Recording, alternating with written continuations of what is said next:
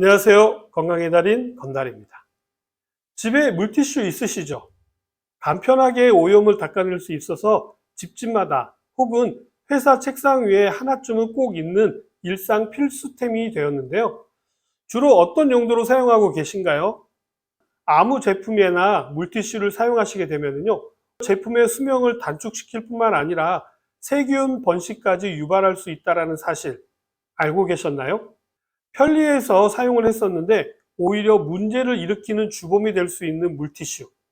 그렇기 때문에 그 용도를 잘 알고 사용하지 않으시게 되면요, 문제가 발생할 수 있게 되는데요. 그래서 오늘은 물티슈를 사용하면 안 되는 부분에 대해서 말씀드리도록 하겠습니다.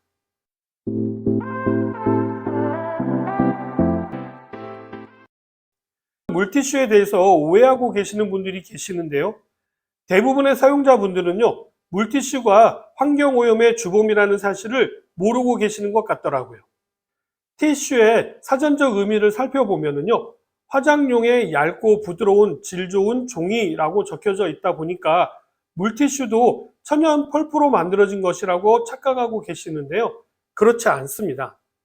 물티슈의 재질은요, 종이가 아니라 폴리에스테르입니다. 소비자 시민 모임에서 20대 이상 성인 636명을 대상으로 조사를 시행했었는데요. 조사에 따르면 응답자의 43.4%가 물티슈의 재질이 종이라고 응답을 했고요. 천연 섬유라고 응답한 사람도 21.7%로 나타났습니다. 시판되는 대부분의 물티슈 재료는요, 플라스틱으로 만들어진 폴리에스테르입니다. 이 폴리에스테르는요, 빨대라든지 음료수통, 필름 등의 주 원료로 사용되는 비분해성 물질입니다. 물티슈의 원료는 플라스틱이기 때문에 500년이 지나도 썩지 않을 가능성이 크죠. 종이로 오해해서 분리배출을 잘못하게 되면요, 땅이나 해양으로 들어가서 플라스틱 쓰레기로 남게 되고요. 이게 또 조금씩 분해되면서 미세 플라스틱으로 바뀌는 문제까지 발생하게 됩니다. 그렇기 때문에 물티슈는 변기에 버리시면 절대로 안 되고요. 잘못하면 변기가 막히는 불상사가 만들어지게 되고요. 정화조에서 계속해서 미세 플라스틱을 만들어서 해양을 오염시키는 원인이 됩니다. 그렇기 때문에 물티슈의 경우에는요, 재활용 쓰레기가 아닌 일반 쓰레기로 버리셔야 합니다. 미세 플라스틱의 문제는 이전 영상에서도 여러 번 언급을 해드렸었는데요. 물티슈에서 분해된 미세 플라스틱은요, 수질 오염은 물론이고 강이나 바다 동물의 몸속에 축적이 되어서 먹이 사슬을 통해서 흘러온 미세 플라스틱은 결과적으로 우리의 식탁까지 올라와서 우리를 위협할 수 있다는 사실입니다. 물티슈의 문제는 이것만 있는 것은 아닙니다. 물티슈에는요, 보존제를 비롯해서 세정제, 보습제 등 다양한 화학 성분들이 들어있어서 자칫 잘못 사용하게 되면요, 오히려 세균의 온상이 될 수가 있고요.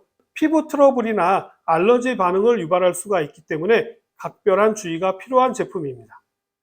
물티슈는 플라스틱으로 만들어져 있기 때문에요, 소각하는 과정에서도 다량의 다이옥신과 같은 발암 물질이 배출될 수가 있기 때문에 소각하지 않는 것이 좋습니다. 여러 가지 문제가 있음에도 불구하고도요, 편리함 때문에 사용을 하게 되는데요.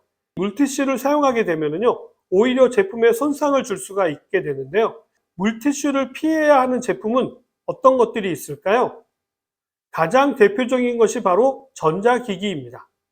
한 번쯤은 누구나 해보셨을 것 같은데요. 핸드폰이라든지 노트북, 태블릿, TV 등 전자기기 화면에 얼룩이나 오염이 묻으면요, 습관처럼 물티슈로 닦게 되는데요. 물티슈 속 화학 성분은요, 화면의 코팅을 손상시켜서 벗겨질 우려가 있고요. 미세한 스크래치를 남기게 됩니다. 세균 번식이 가장 심한 스마트폰의 경우에는요, 오염은 지워져도 세균은 그대로 남아서요, 위생상으로도 좋지 않게 되는데요. 저도 예전에 몇 번 써봤는데요. 이게 닦을 때는 깨끗해지는 것처럼 보이지만 마르게 되면은요, 얼룩이 지게 되고요. 먼지를 훔치는 것이 아니라 밀고 다니기만 해서요, 결국 먼지도 잘 제거가 되지 않더라고요. 물티슈로 모니터나 화면을 닦아보신 분들은 아마도 잘 알고 계실 것입니다. 차 앞유리를 물티슈로 닦으면요, 잠깐은 깨끗한 듯 보이지만요, 스마트폰과 같이 마르게 되면 얼룩이 지고 먼지가 닦이지 않는 것을 확인하실 수 있습니다. 그렇기 때문에 전자기기 화면은요, 전용 클리너 혹은 부드러운 극세사 천으로 관리하시는 것이 가장 안전합니다. 다음으로 물티슈로 닦으면 안 되는 것은 바로 가죽 제품입니다. 가죽으로 된 지갑이라든지 핸드백, 가방, 핸드폰 케이스 등 다양한 가죽 제품 역시 물티슈를 사용하면 가죽의 수명이 짧아지게 되는데요. 물티슈 속의 화학 성분은 가죽 본연의 유분을 제거하기 때문에요, 가죽을 건조하게 만들게 됩니다. 시간이 지나면서 갈라짐 현상이 나타나기도 하고요, 이염이 된 것처럼 변색되기도 하고요, 심하면 곰팡이까지 피게 되는 경우가 발생할 수 있습니다.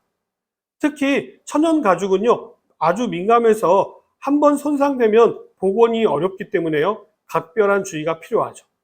가죽 제품의 경우에는요, 꼭 마른 천을 이용해서 유통기한이 지난 크림 화장품이나 전용 클리너를 사용해서 관리하시는 것이 좋습니다.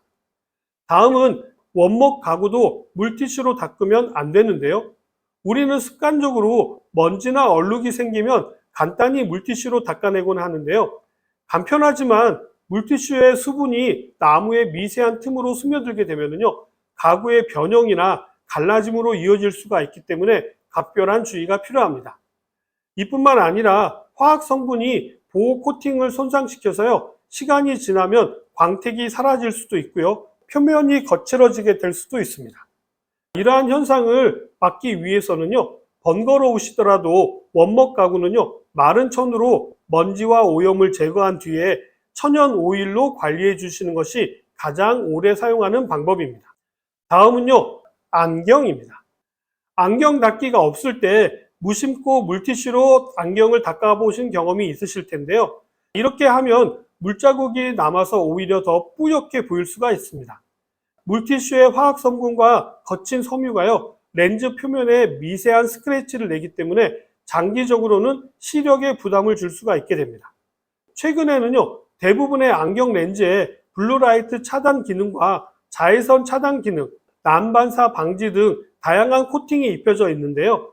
물티슈 속 화학 성분이 이러한 기능성 코팅을 손상시켜서 눈의 피로도도 높이고 빛 번짐 등을 유발할 수가 있기 때문에 안경을 닦을 때는 꼭 부드러운 천이나 전용 클리너 제품을 사용하시는 것이 좋습니다. 마지막으로 의외의 것이 있는데요. 바로 식탁을 물티슈로 닦으시면 안 됩니다.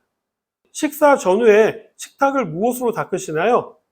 행주로 닦으셨을 텐데요. 행주의 위생 상태가 안 되는 부분이 있어서 무심코 물티슈로 식탁을 닦으시는 분들이 많으셨을 텐데요. 겉보기에 깨끗해 보일지 모르지만요, 살균 효과는 미미해서요, 오히려 세균을 넓게 퍼뜨리는 작업이 될 수 있습니다. 국물이나 음식물이 묻은 상태에서 닦게 되면요, 세균 번식에 최적의 환경을 만들어주는 셈이죠. 물티슈 속 화학 성분이 숟가락이나 젓가락에 닿을 위험도 많습니다. 식탁 청소를 할 때는요, 물티슈 대신에 행주나 식탁 전용 살균제를 사용하시고요.